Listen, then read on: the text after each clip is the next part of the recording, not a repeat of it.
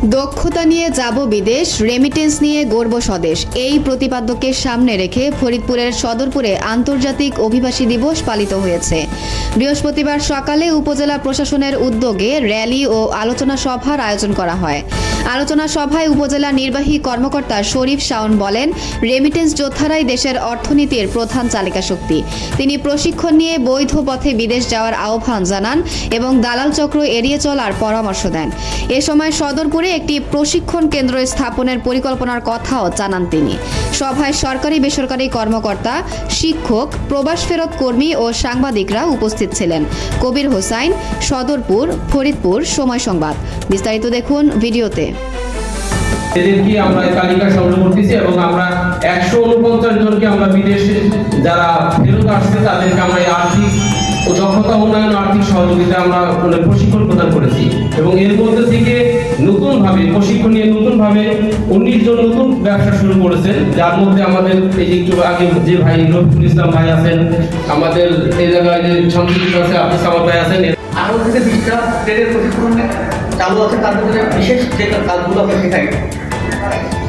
প্রথম হচ্ছে fridge and air condition, এটা মেনটেন্যান্স এবং অ্যাসেম্বলি সম্বন্ধে আমরা ধারণা দিয়ে থাকি। জেনারেল ইলেকট্রিক্যাল অর্থাৎ হাউস ওয়ারিং থেকে শুরু করে বিভিন্ন মেনটেন্যান্স, সিভিল কনস্ট্রাকশন থেকে যে বেতনের যে মিস্ত্রিগুলো তৈরি হয় তাদেরকে আমরা তৈরি করে থাকি। ড্রাইভিং পেশায় 2-3টা সেক্টরে আমরা বিভিন্ন প্রকল্পের মাধ্যমে ড্রাইভিং কাজ শিখে থাকি। এরপরে এখন একটা বিল্ডিং বা কনস্ট্রাকশন সম্পন্ন হচ্ছে বিশেষ করে 3টা সেক্টরে গুরুত্ব দেওয়া হয়। একটা হলো অবকাঠামো নির্মাণ, ইলেকট্রিফিকেশন আর প্লাম্বিং অ্যান্ড পাইপিং। এই 3টা জিনিসই আমরা এখানে প্রশিক্ষণ দিয়ে থাকি। এছাড়া মহিলাদের জন্য হাউস কিপিং, এখানে বিভিন্ন পোশাক তৈরি করা, ইন্ডাস্ট্রিয়াল এবং ডোমেস্টিক পর্যায়ে যা যা পোশাক তৈরি করার জন্য যে উপকরণ দরকার, এই সম্পূর্ণ ট্রেনিংগুলো আমরা দিয়ে থাকি বিনা খরচে। বরং আমরা কোর্স শেষে প্রত্যেকটা ছাত্রছাত্রীদেরকে প্রতিদিন 150 টাকা করে যাতায়াত ভাড়া দিয়ে থাকি। তো মোটামুটি কথা হচ্ছে আমাদের ইলেকট্রনিক্স ট্রেড আছে, এছাড়াও যারা নিজে শেখাবেন তাদের পুরুষদের জন্য 3 দিনের ট্রেনিং আছে।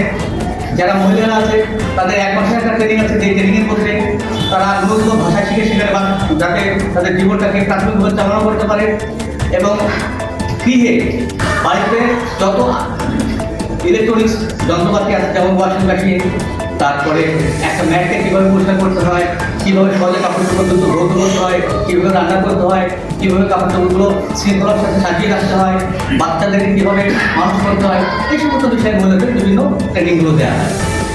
মোটামুটিভাবে আমরা এই ট্রেনিংগুলো করে আমরা দিয়ে সেটা মূলত ডলারের কনভার্সনে আসছে, আর সেই ডলারটা মূলত থেকে যাচ্ছে আমাদের রিজার্ভ। সেই ডলার দিয়ে কিন্তু আমাদের অর্থনীতি উন্নয়ন হচ্ছে। এই কারণে আমরা সবসময় তারা নিজেরাও জানে না আসলে তারা কতটা গুরুত্বপূর্ণ আমাদের জন্য, এটা কিন্তু সত্য।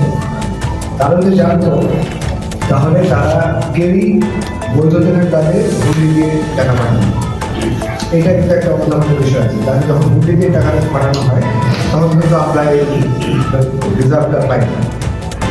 এটা তারা নিজেরাও জানে না যে তারা দেশের অর্থনীতির জন্য কতটা গুরুত্বপূর্ণ, তারা আমাদের কাছে কতটা গুরুত্বপূর্ণ। এই জন্য আমরা তাদেরকে আরো বেশি করে রিকগনিশন দিতে চাই। আর 2 হচ্ছে যে আমাদের দক্ষতার যে বিষয়টা আসছে, যেরকম আমি একটা সময় একটা মাল্টিনেশনাল কোম্পানিতে চাকরি করতাম বাংলাদেশে। তো সেখানে আমি দেখতাম যে আমাদের টেকনিক্যাল বলেন বা মার্কেটিং বলেন কিছু বাইরের এক্সপার্টরা ছিল, চায়না ছিল, ইন্ডিয়ানরা ছিল।